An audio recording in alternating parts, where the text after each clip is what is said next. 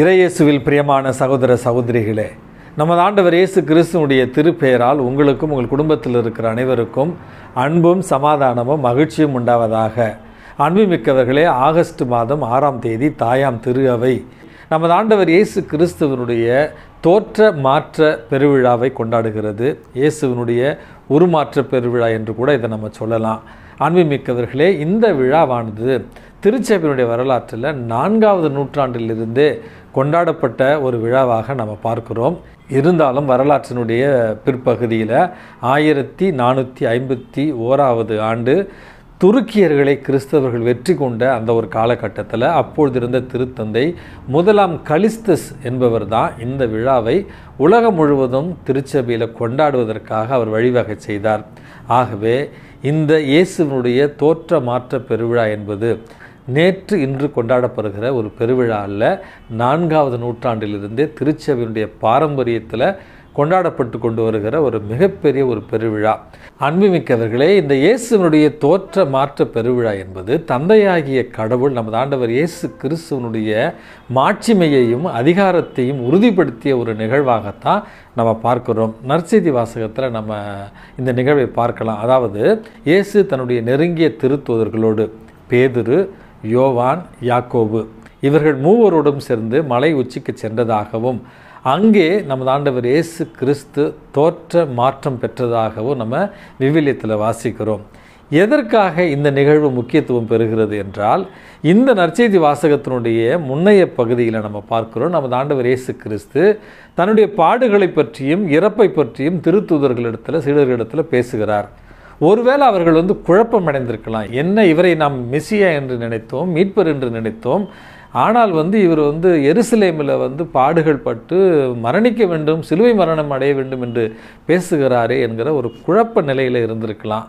அன்புமிக்கவர்களே, அந்த குழப்பத்தை நீக்குவது போல தான் இயேசுவனுடைய இந்த தோற்ற மாற்ற நிகழ்வு அவர்களுக்கு இயேசுவனுடைய மாட்சிமையை வெளிப்படுத்திய ஒரு நிகழ்வாகவும் இயேசுவனுடைய அதிகாரத்தை வெளிப்படுத்திய ஒரு நிகழ்வாகவும் இயேசுவை தன்னுடைய மகன் என்று உறுதி செய்த ஒரு நிகழ்வையும் இயேசுவோடு இந்த நிகழ்வின் பொழுது பேசிக்கொண்டிருந்ததாக நம்ம வாசிக்கிற மோசே மற்றும் இறைவாக்கினர் எலியா இவர்கள் இருவருமே இறைவாக்கினர்களையும் திருச்சட்டத்தையும் இயேசுவோடு இணைத்து பார்க்கிற ஒரு நிகழ்வாகத்தான் இந்த இயேசுவினுடைய தோற்ற மாற்ற நிகழ்வை நம்ம புரிந்து கொள்ளலாம்.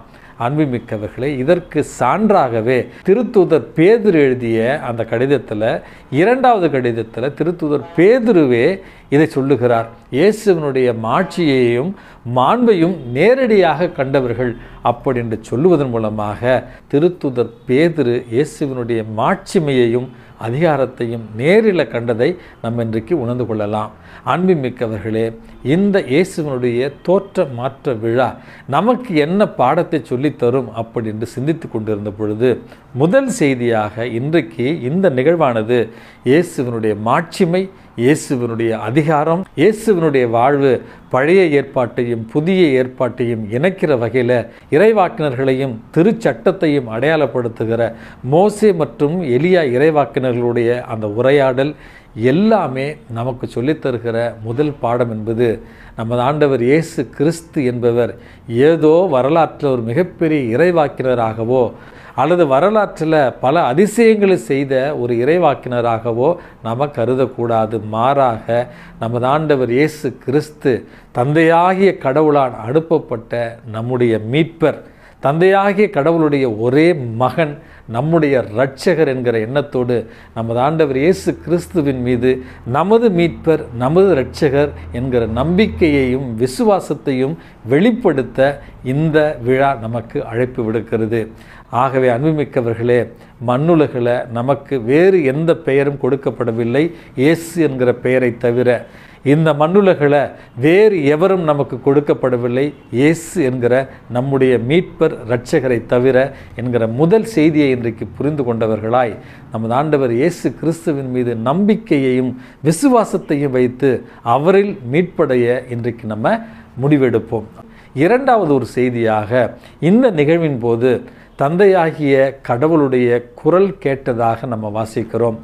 இவரே என் அன்பார்ந்த மகன், இவரில் நான் பூரிப்படைகிறேன், இவருக்கு செவி சாயுங்கள் என்கிற இந்த இரண்டாவது செய்தி என்பது இந்த மண்ணுலக வாழ்க்கையில் இரைச்சல் மிகுந்த ஒரு கலாச்சாரத்தில் நம்ம வாழ்ந்து கொண்டிருக்கிறோம். மனிதர்கள் அமைதியை விரும்புவதில்லை, மனிதர்கள் இறை உணர்வை தேடுவதில்லை, மனிதர்கள் இறைவனுடைய வார்த்தையை கேட்பதில்லை. இதற்கு தடையாக இன்றைக்கு நாம் வாழ்ந்து கொண்டிருக்கிற அந்த ஒரு கலாச்சாரமே ஒரு சான்று. 24 மணி நேரமும் 7 நாட்களும் நம்முடைய குடும்பங்களில் டிவி பெட்டி ஓடிக்கொண்டே இருக்கிறது. 24 மணி நேரமும் 7 நாட்களும் கையில் இருக்கிற அந்த கைபேசியில் எதையாவது பார்த்து கொண்டே இருக்கிறோம். 24 மணி நேரமும் 7 நாட்களும் நம்முடைய காதுகளில் அந்த இயர்ஃபோன் என்று சொல்லுகிறோம் அல்லவா, அதை காதில் வைத்து கொண்டு எதையாவது கேட்டுக்கொண்டு இருப்பது. அப்படி என்று மனிதன் தனிமையை வெறுக்கிறான், மனிதன் அமைதியை வெறுக்கிறான், மனிதன் இறைவனுடைய குரலை கேட்க இன்றைக்கு தயக்கமாக இருக்கிறான். அன்புமிக்கவர்களே, இந்த சூழலில் தான் இறைவன் நமக்கு கொடுக்கிற செய்தி, இவரே என் அன்பார்ந்த மகன், இவரில் நான் பூரிப்படுகிறேன், இவருக்கு செவி சாயுங்கள் என்கிற செய்தி.